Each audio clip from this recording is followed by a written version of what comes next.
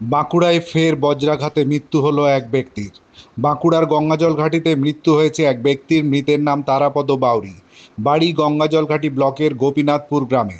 স্থানীয় সূত্রে খবর, প্রতিদিনের মতো এদিন দুপুরে গোপীনাথপুর গ্রাম লাগোয়া মাঠে গরু ছাগল চড়াতে যান তারাপদ বাউরি। সে সময় আচমকা বজ্রপাতে গুরুতর জখম হন তিনি।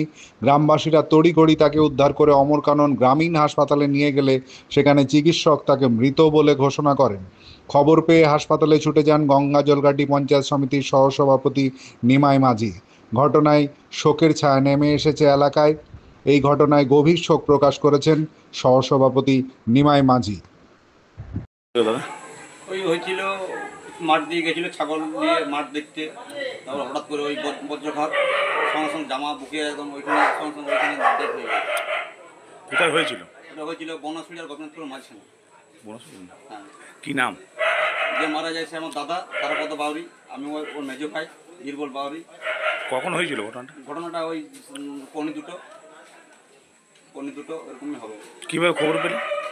হলো ওই মাঠে গেছিলো ছাগল গরু নিয়ে মাঠ দেখতে, তারপরে ওইখানে ছিল বসে, হালকা বৃষ্টি, তারপরে প্ল্যান করে বিদ্যুৎ দিল ওইখানেই। পাশাপাশি সব লোক ছিল, আমি ছিলাম না, আমি কাজের সাইডে ছিলাম।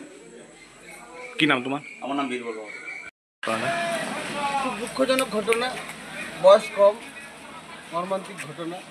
কিন্তু ভগবানের হাত, এ তো কারো ব্যক্তিগত হাতে নয়। তো আমরা চেষ্টা করব তাদের পরিবারের পাশে যতটা পারি দাঁড়াবার চেষ্টা করব। কি জানলেন ঘটনা কখন হয়েছে বা কোথায় বাড়ি? ওর বাড়ি গোপীনাথপুর, বনশ্রী অঞ্চলে গোপীনাথপুর গ্রামে।